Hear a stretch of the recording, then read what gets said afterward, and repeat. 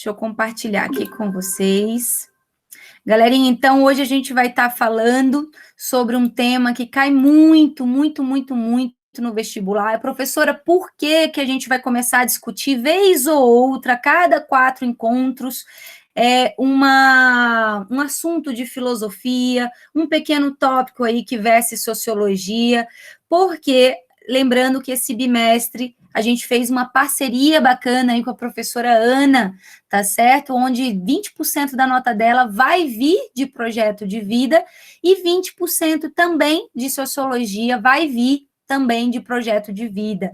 Então, a gente está aqui para fortalecendo temas que vocês possivelmente já encontraram em algum simulado, em alguma prova, e vão encontrar futuramente aí na UNB, no CEUB, na Unieuro, seja pública ou particular. Quem já ouviu falar aí da teoria crítica da Escola Frankfurt, galera? Alguém já ouviu falar? Quem está no terceiro ano, com certeza já ouviu. Não, Felipe, ainda não ouviu, né? Então, vamos ouvir agora. Vocês estão conseguindo, gente, ver aqui a minha tela? Tá com tranquilidade? Falem aí com áudio para eu poder escutar um pouquinho. Tá dando para ver? Sem problema. Tá dando, gente? Deixa eu ver aqui. Tá dando sim. Tá dando? Então, galera, do que se trata esse tema, professor? E por quê? E o que a gente vai estudar hoje?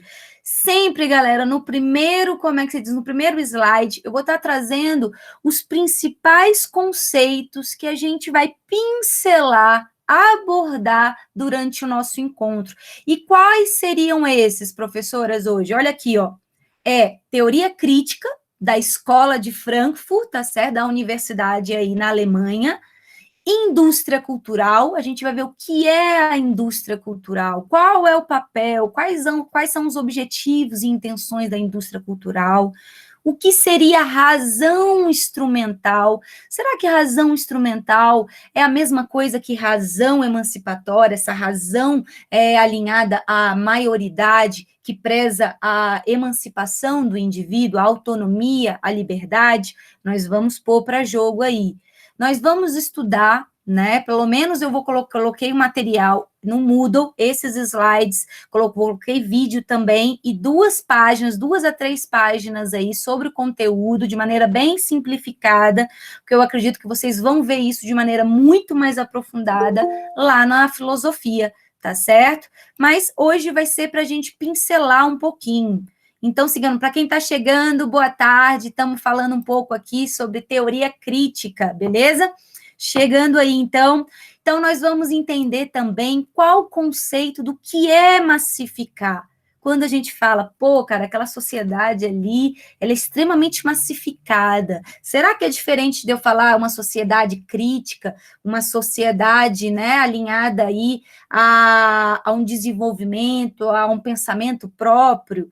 Nós vamos ver também aqui um pouquinho da onde surgiu o termo Big Brother, que tanto aí, né, as mídias usam, tem um programa que está aí na 21ª edição, Big Brother aqui no Brasil, né? E será que o termo Big Brother, um grande irmão, tem essa energia, né? Essa energia de estar sempre ali, um irmão presente, um amigo, bom camarada, ou esse conceito é muito mais pesado, né? Vindo aí da literatura do livro 1984.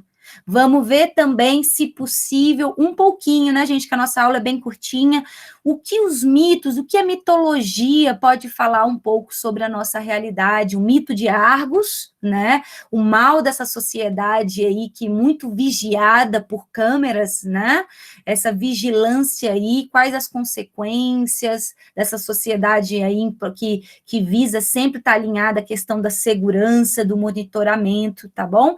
Então, são esses, gente. Sempre pediram aí para eu estar pontuando o que a gente vai trabalhar. Então, galerinha, vamos lá, começando aí.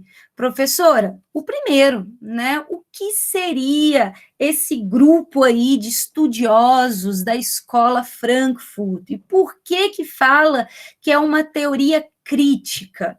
Nós vamos ver hoje, gente, que na década de 20, tá certo? 1924 foi fundado mesmo um instituto em função de um grupo de estudiosos, filósofos, sociólogos, historiadores, né, que estavam começando a analisar. Lá na Alemanha, muitos eram judeus, tiveram que fugir também da Alemanha nazista e se refugiar lá nos Estados Unidos.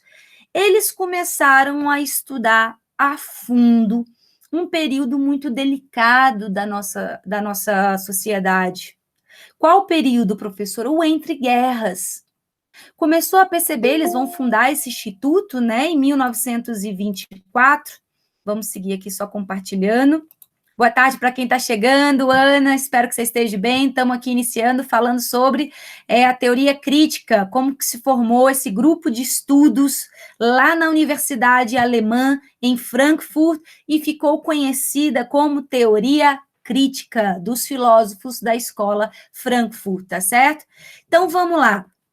Gente, esse grupo de estudo fundou um instituto, tinha um instituto, aliás, na Universidade da Alemanha, e eles começaram a analisar criticamente essa sociedade do entre guerras, né? A gente vai ver aí que a Primeira Guerra termina mais ou menos em 1918, a Segunda Guerra aí começa mais ou menos em 1938, 39 até 45, e é justamente nesse meio de campo que esse grupo de estudiosos vai começar a perceber quais as consequências, né, dessa guerra, não só de maneira material, de maneira simbólica, também na subjetividade, na mente das pessoas, as consequências das armas, né, de destruição de massa, que você vê aí, uma invenção criada, né, pesquisada, investigada por Einstein, foi subutilizada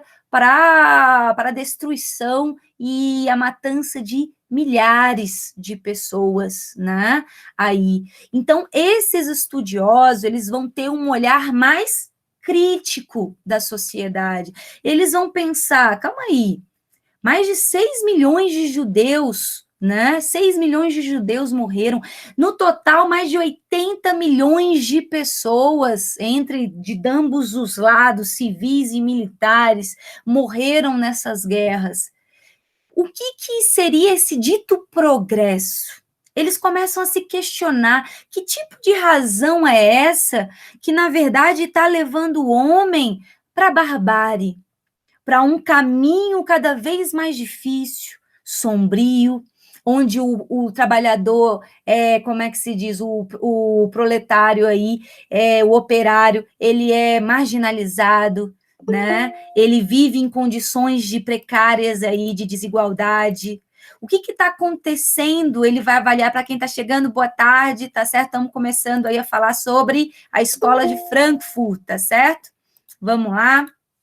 Então, gente, voltando, conforme eu estava falando, esse grupo de estudiosos da escola de Frankfurt começa a perceber que o homem estava sendo precarizado, que o meio ambiente estava se transformando em matéria, em mercadoria de consumo, recurso para ser utilizado a bel prazer daqueles que comandavam o poder, né?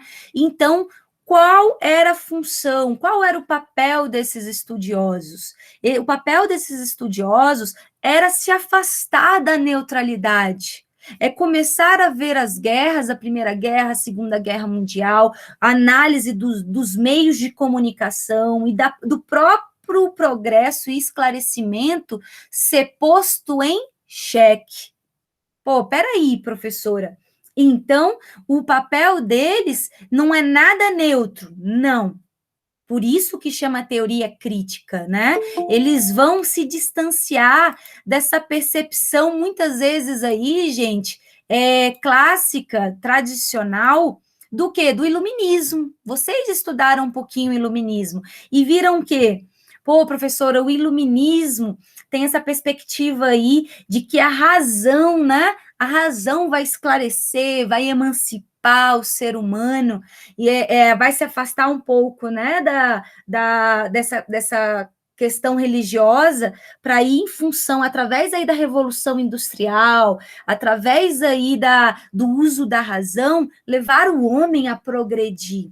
Gente, esse grupo vai pôr em xeque isso. Vai dizer, será que nós estamos aí, de fato, caminhando para a era aí das luzes, caminhando para essa razão esclarecida, para termos mais uma humanidade desenvolvida, seres humanos emancipados, críticos? Eles vão falar, olha, eles quem, professora? Você fica falando eles. Quais são os principais? Theodor Adorno é um dos principais, Horkheimer, tá certo? Marcuse também e Walter Benjamin. Aqui que eu coloquei nessa atividade para vocês, gente, lá no Moodle, vocês vão precisar ler essas 4 paginazinhas. Aqui fala quais são os principais, né? Participantes dessa escola fundante aí, a escola de Frankfurt. Aí tá, Adorno, Horkheimer, Walter Benjamin, tá certo? E Habermas. Professora, os mais críticos, os que se destacaram mesmo na escola de Frankfurt, né? Assim, os 2 principais foi quem? Adorno e Horkheimer. Então, professora, eles vão, qual que é a base deles? A base deles é principalmente uma base marxista, né? Professor, eles se aproveitam da base dos estudos de Marx? Sim, mas veja bem, eles vão fazer tanto crítica à direita, né? Esse nazismo aí que está na Alemanha ocorrendo, né? Nascendo aí, a gente vai ver também o fascismo ocorrendo também com Mussolini, a gente vai ver também o quê? Um socialismo soviético lá na Rússia, eles também criticando. Peraí, professor, eles analisam e fazem crítica ao quê? A todo e qualquer tipo de autoritarismo, seja da esquerda ou da direita, tá certo? Claro que eles vão primar muito por uma análise aí da sociedade capitalista, em grande parte, porque a gente sabe que a gente vive a égide, né? A gente está sobre a base aí do capitalismo. Tem tentativas aí, houveram tentativas do socialismo, e aí, com a morte de Lenin, surge Stalin, né, com uma perspectiva extremamente autoritária, que se distancia, né, da perspectiva idealista do socialismo. Então, peraí, professora, então eles se utilizam de Marx para analisar a sociedade, como que o trabalhador estava sendo expropriado, o trabalhador marginalizado, ganhando pouco, como que a sociedade, através do que, professora? Dos meios de comunicação de massa, estavam sendo, como é que se diz? Estavam sendo esclarecidos? O que seria, gente? Deem exemplos aí de meios de comunicação de massa. Quem que pode falar aí? Exemplos de meios de comunicação de massa. Hoje em dia, o que seria? Vamos lá. Comunicação. O que vocês lembram quando a gente fala de comunicação? Internet, no geral, isso, mais o quê? Lá na época não tinha internet, mas tinha o quê, né, Samuel? A gente podia ter aí a televisão, né? Já começando, tinha imprensa, tinha um rádio, tinha livros. E o que os teóricos críticos vão estar aí apontando?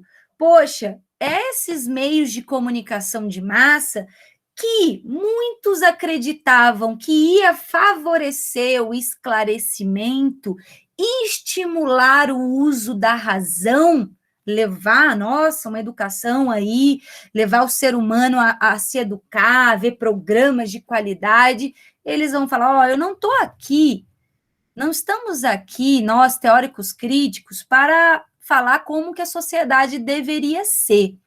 Nós estamos aqui para falar como a sociedade é. E o que a gente observa é que esses meios de comunicação de massa não estão sendo utilizados para o esclarecimento. Sinto muito, mas estão sendo utilizados para o quê, galera, que eles vão apontar? para o controle da sociedade, para a massificação da sociedade, para a homogeneização da sociedade. Pô, professora, mas é pesado, é punk, aí a teoria crítica não é bem assim, tem programas aí de qualidade. Gente, eles vão falar não de exceções, porque tem exceções, na nossa televisão deve ter, né? Tem exceções, professora, tem programas bons, madrugada, programas bons aí de empreendedorismo, de vestibular, passa 4 horas, 5, 6 da manhã. Que trabalhador que está vendo, exausto de tanto trabalhar, que estudante que deve também ter ficado até 2, meia-noite aí do dia anterior nas redes sociais, vão estar vendo programas de qualidade. Eles vão apontar, né? A gente já está trazendo para a realidade, mas eles vão apontar na época que esses meios de comunicação de massa, que seriam o quê? É televisão, rádio, essa cultura foi transformada em quê? Em indústria. Por isso que eles vão caracterizar como indústria cultural. Professor, então o que seria essa indústria cultural que eles vão pontuar? Eles vão tecer críticas justamente ao quê? A esses meios de comunicação de massa que são utilizados de maneira ideológica, de maneira política, de maneira econômica, para o quê? Com a finalidade de estimular o consumo, de estimular, como é que se diz, uma sociedade que prime pela diversão em vez do pensamento crítico, tá certo? É uma sociedade que prime aí a perspectiva do homem como mercadoria. Pô, professor, então eles fazem uma crítica à indústria cultural, a essa massificação aí da sociedade? Sim. Então, galerinha, tá tranquilo se eu perguntar quem foram os teóricos críticos, né? Quem que seria aí os teóricos críticos? Adorno, Horkheimer, principalmente. Por que teoria crítica? Porque, professora, não tem nada de neutra, não tem nada de tradicional. Eles vão analisar as condições políticas, econômicas, trágicas da época também, visando o quê? Transformar a realidade, visando, de fato, levar a sociedade a perceber o caminho difícil que nós estamos tomando, tá certo? E o que seria, então, a indústria cultural? A indústria cultural seriam os meios de comunicação de massa que estão sendo transformados aí em quê? Numa indústria que busca o quê? Controlar a sociedade. A gente pode ver um pouquinho. Olha aqui esse vídeo aqui, galera. Vou colocar esse vídeo para vocês. Bem aqui, ó. Vocês conseguem ver? Esse é um vídeo do Steven Cutts. O Steven Cutts, ele faz animações críticas fantásticas sobre o totalitarismo, sobre sociedades capitalistas, sobre uma sociedade consumista, e tem um pouquinho a ver com a indústria cultural. Vocês conseguem ver daí, gente, ou não?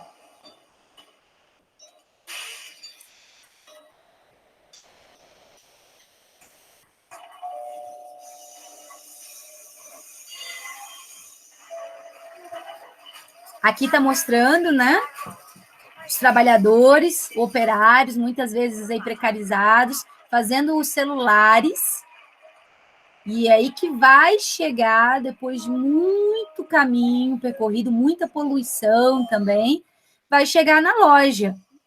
E aí, ó a caminhada, né, a caminhada de estímulo através aí seja de painéis, televisão, meios de comunicação, vão fomentar o consumismo. E o Steve está fazendo uma crítica, porque, olha, acabou de comprar o 5, já está no 7, 11, 12, 13, 14. Ele quer dizer, a felicidade num sistema como o nosso dura pouco, quando a gente prima o consumismo. Aí ele chega em casa e já encontra o 16, pede o 16, né? Mal liga a televisão, já está no 17. Então, é esse afã, essa ansiedade de comprar que nunca é saciada de maneira alguma, né? E aí, então, eu vou colocar no Moodle para vocês assistirem. São animações muito interessantes, sabe, galera? Que vale a pena. Eu vou compartilhar com vocês. São mais de 20 animações dele analisando a nossa sociedade. Vale a pena até assim para a gente pensar sobre a nossa formação, sobre a nossa caminhada, inclusive aí a perspectiva do projeto de vida. Tá, professora? Então, voltando. Galerinha, tá dando para ver com tranquilidade aí? Tá Tá dando? dando sim. Massa. Então, professora, e além da base marxista, lembrando que eles fazem crítica também da esquerda, eles também vão alinhar ao estudo da psicanálise. Lembra que lá, Clarice Lispector, a gente falou um pouquinho de Freud, né? Quando a gente falou do intimismo, do papel do inconsciente. Esses estudiosos também vão estudar a psicanálise e a teoria freudiana, para entender como que essa sociedade, né, consumista, alinhada aí a essa razão, vai afetando também não só aí a nossa consciência, mas também a nossa subjetividade, tá certo? Então, sigamos. Boa tarde para quem está chegando, estamos aqui na caminhada sobre teoria crítica da Escola Frankfurt, tá certo? Então, vimos esse primeiro contato aí dos teóricos críticos. E peraí, professora, esses teóricos críticos, eles estão analisando a sociedade entre guerras, a violência, a tragédia, o genocídio, as armas de destruição de massa e principalmente a indústria cultural, esses meios de comunicação que buscam massificar, homogeneizar o indivíduo. O que é homogeneizar, galera? O que seria homogeneizar?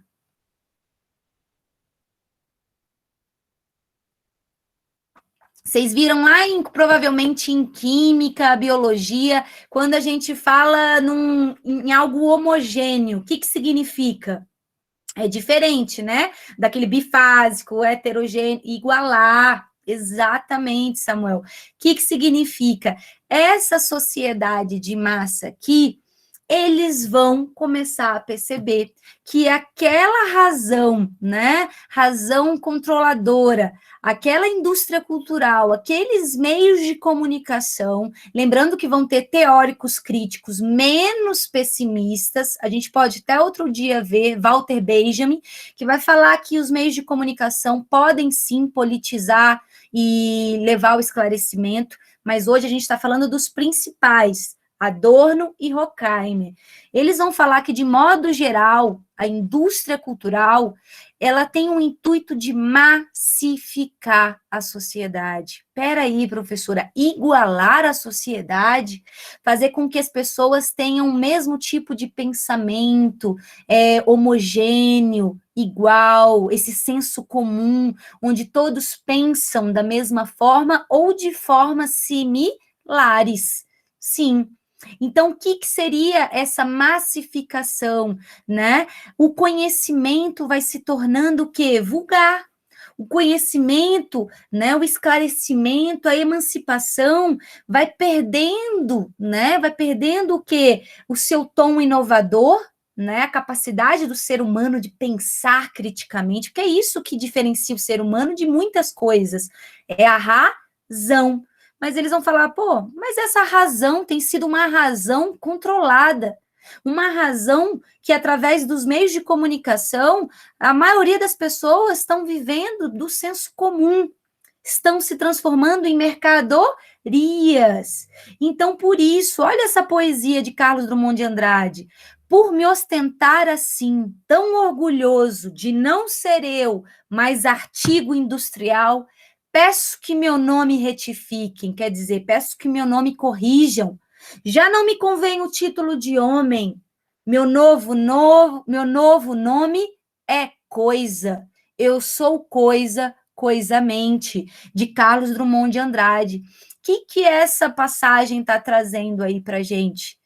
Tá buscando fazer o quê? Uma reflexão de que a nossa razão, né? Essa razão esclarecida, essa razão que busca o desenvolvimento, a liberdade, a autonomia, aquele certo ideal do iluminismo, tá caindo por terra. e formando o quê? Uma sociedade aí massificada, tá certo? Então, por isso que na atividade dessa semana, eu quero que vocês leiam esse conteúdo aí, para a gente ir pensando um pouquinho na nossa caminhada, no nosso itinerário. Será que eu preciso seguir os ditames dos meios de comunicação, as regras dos meios de comunicação, ou eu posso ter um olhar mais crítico? E aqui, galera, nessa parte, o que vai estar falando aqui? Vai trazer um pouquinho um contraponto. Desse iluminismo, Kant acreditava que a caminhada era difícil. Kant aí, né, a gente já não está falando mais da teoria crítica, mas está falando de um filósofo que concebia que o iluminismo era a saída do homem da minoridade para a maioridade, da dependência para a autonomia, né? Só que Horkheimer e Adorno vai falar, poxa, sinto em dizer, mas essa razão aí que está se pontuando, esse ideal iluminista, na verdade está conduzindo ao homem não ao aperfeiçoamento. A gente está aí fomentando uma razão que leva o homem a destruir a natureza, a ser abatido psicologicamente, a depressão, ao uso constante de remédios, ao consumismo, a guerras assim, entre guerras o tempo todo. Então, ele vai questionar, dizendo que, em vez dessa razão iluminista, o que nós temos hoje é uma razão instrumental. Poxa, professora, mas a razão emancipada é aquela que o iluminismo, de alguma maneira, concebia. Mas essa razão instrumental seria o quê? Que Adorno está colocando? Seria uma razão mais como a gente percebe a sociedade, uma razão controladora. Quando vem de instrumento, né, a gente lembra de indústria, de ferramenta, de controle. Essa razão instrumental, ela usa o quê? A seu bel prazer, ideologias, recursos financeiros, questões políticas, econômicas, para o quê? Para controlar a natureza do ser humano. Se a gente está longe disso, cada um pensa aí. Pô, professor, esses aí estão viajando, esses teóricos críticos. Pô, tem algo real nas coisas que eles estão analisando, tá certo? E, professora, trouxe aqui também, para vocês darem uma lida e estimular também a leitura, que tem a ver com o tema dessa semana, né? É uma leitura crítica de George Orwell, em o livro 1984, de um britânico. Professora, é um livro interessante? É um livro muito interessante se a gente principalmente está analisando aí uma crítica de todo e qualquer tipo de totalitarismo. Como é que é essa história, professora? Já começa assim. Imagine um mundo onde manifestar o pensamento não seja somente crime, mas seja uma crime-ideia que leva aí, corre o risco de levá-lo até a morte. Então, pensar de forma crítica, professora, nesse livro é perigoso? Sim. O George Orwell ele vai utilizar nessa. Por que 1984? Porque ele vai estar escrevendo ali em 1940 e poucos, né? Vai terminar em 1948, 49, vai ser publicado. E ele está analisando a sociedade da época, mas para fazer uma percepção de que é lá no futuro, ele inverte. Ele pega o 4 e coloca no final e o 8 traz para o meio. Então, em vez de 1948, ele coloca 1984, como se fosse uma ficção. Mas quem tem um olhar mais crítico percebe. Poxa, era nesse momento aí que Stalin também estava ali na Rússia, né, fomentando um socialismo extremamente totalitário, né, que já que a gente está criticando o capitalismo, a gente também tem que ter um olhar crítico à esquerda aí, né, ele vai estar aqui criticando também os sistemas totalitários e de controle, né, desse dito aí grande irmão, o Big Brother. Professora, como é que é esse livro? Eu não vou contar, não vou dar spoiler, mas só vou falar que é um livro que o personagem principal, né, ele trabalha no Ministério da Verdade, né? Se tiver algo parecido com a realidade, gente, é mera coincidência, né? Ele trabalha no Ministério da Verdade, mas, né, ele vive sob uma sociedade de controle, onde tem câmera nos seus quartos, para onde você dorme tem câmera, a sociedade é controlada, o seu pensamento também. O que era verdade ontem não é mais verdade hoje. Então, esse ministério vem um Big Brother, né, que é o que comanda, né, e controla todos e todos, o Big Brother, e fala, ó, não estamos mais em guerra com tal país, estamos em guerra com outro país, nós não somos amigos de tal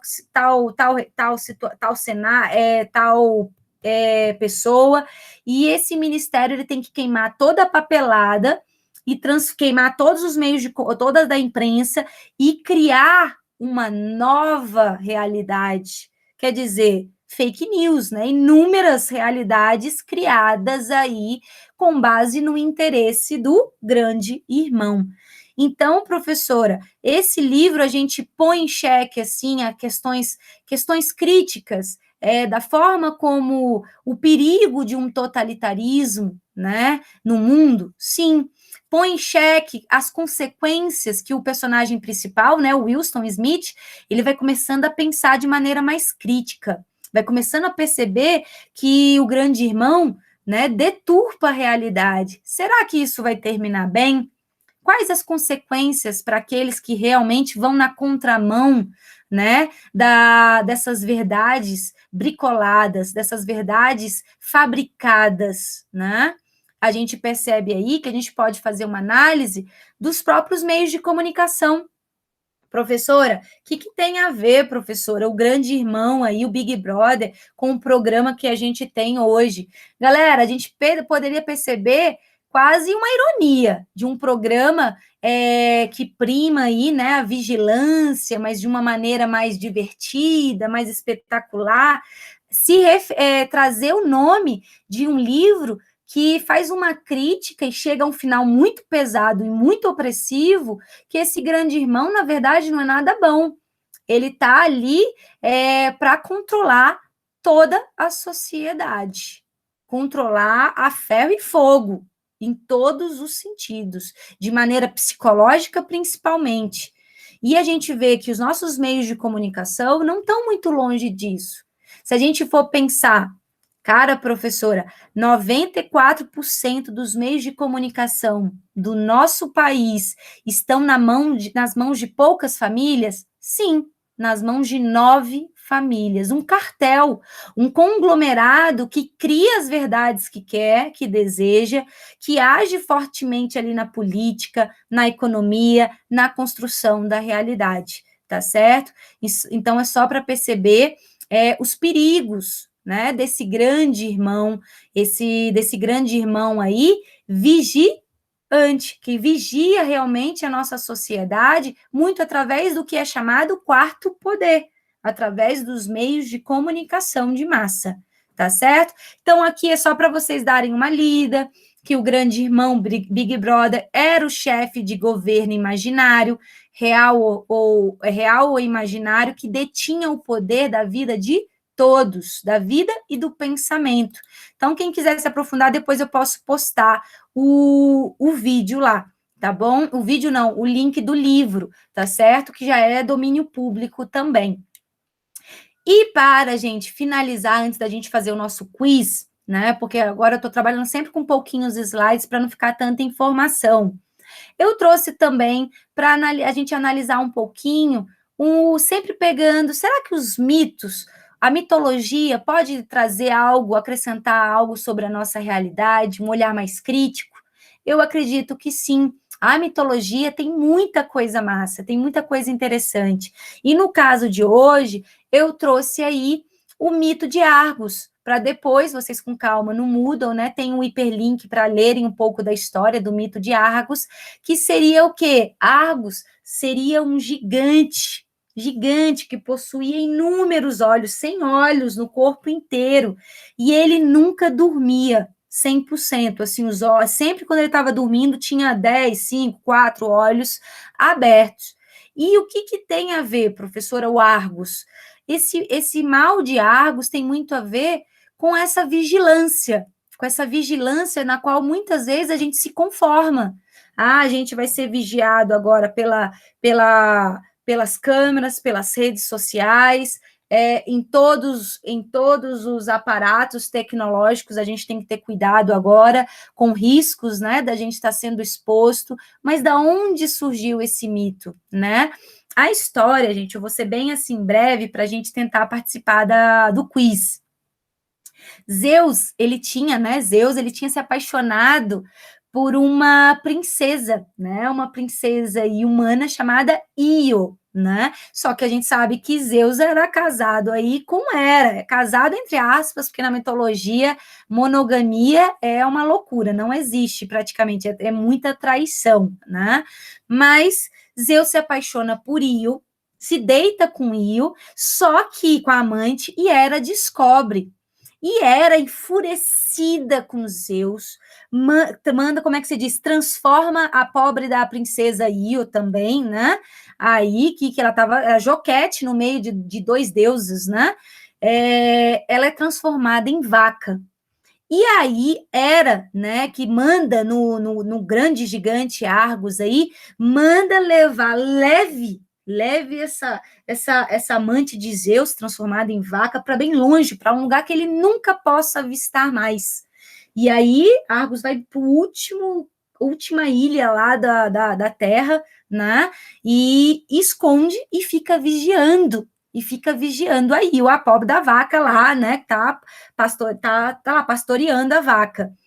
Só que Zeus, indignado, sentindo falta do seu amor, né, pela princesa, ele manda Hermes procurar a Io, transformada aí, e Hermes passa muito tempo, anos, procurando, até que encontra naquela ilha, bendita terra lá, o gigante, que não dormia de jeito nenhum, sempre vigilante.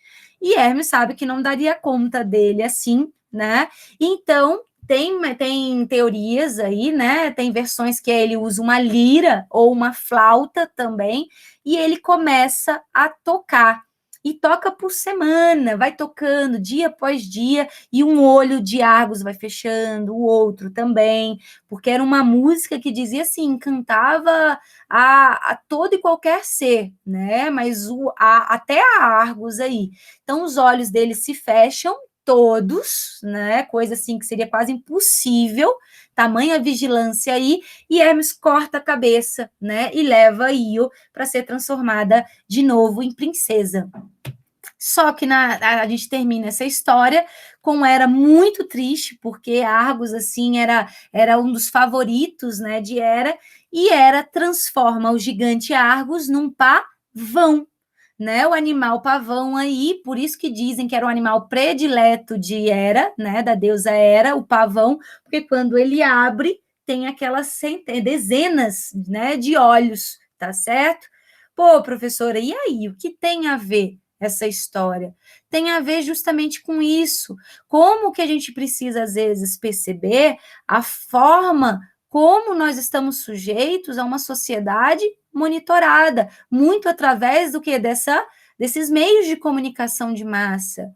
E quais são os interesses dessa indústria cultural aí, que é uma engrenagem do sistema para poder nos controlar, nos censurar, nos impedir a determinadas manifestações, né, de pensamento e resistência. Então, gente, só para finalizar aqui, a gente traz essa perspectiva para mostrar que os mitos, eles contam muito de nós, sabe? Contam o mito de Narciso, por exemplo, né? Quem lembra do mito de Narciso aí? O mito de Narciso, ele vai contar um pouco dessa sociedade que vive da aparência, né? Narciso, a história da mitologia, ele olhando uma água, ele era tão bonito, né? Que ele se apaixona pela própria beleza. E a gente pode se referir assim, será que a gente não fica, às vezes, encantado com a nossa versão no Instagram, com a nossa versão no TikTok, e esquece que nós estamos, às vezes, até distante dessa realidade de felicidade que a gente transmite ali nas redes sociais, mas a gente se consome, e assim como no mito Narciso se afoga, ele é tomado de amor pela própria imagem e cai e se afoga, morrendo ali, a gente percebe também os riscos, né, da gente se entregar a esse consumismo, a essa sociedade da aparência e não da essência, tá bom? Então, galerinha, agora eu quero, se possível, que a gente participe de um quiz, tá bom? Aqui a gente vai falar do tema da semana que vem, que é uma carta que Einstein escreveu aí para Freud, indagando o porquê da violência no mundo, porquê da guerra, tá bom? A gente vai falar semana que vem. Galerinha, então vamos lá, eu vou parar só de gravar para a gente colocar aqui para funcionar o nosso quiz, tá bom? Vou mandar o link para vocês daqui a pouquinho, calma aí.